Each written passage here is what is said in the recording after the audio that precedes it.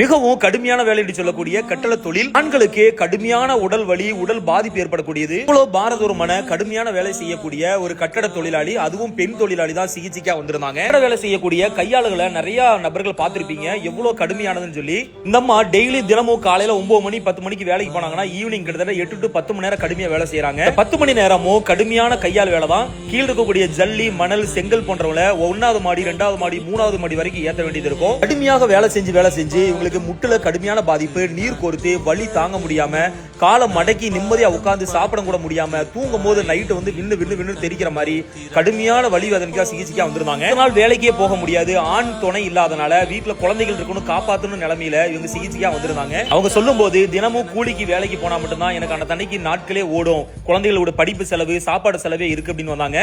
பல மருத்துவங்கள் எல்லா பக்கம் மருத்துவ சிகிச்சை பார்த்துட்டேன், கொஞ்சம் கூட நிவாரணம் கிடைக்கல, இறுதியா உங்கள்ட்ட வந்திருக்கேன், எனக்கு எப்படியாவது நிவாரணத்தை பெற்றுத்தாங்கன்னு சொல்லி சொன்னாங்க. சிகிச்சை முடியும் போதே மிகப்பெரிய ஒரு மாற்றம், அந்த வீக்கத்துடைய பாரம் குறைஞ்சிரும், கால் வந்து எனக்கு ஃப்ரீயா இருக்குன்னு சொன்னாங்க, கால் ரத்த ஓட்டம் போக ஆரம்பிச்சிரும், நீர் முழுமையா வெளியே ஆரம்பிச்சிரும். மிக மிக இலகுவான சிகிச்சையில் முழுமையான விடுதலை. ஹிஜாமா நோய் சார்ந்த மருத்துவ சிகிச்சை மையம்.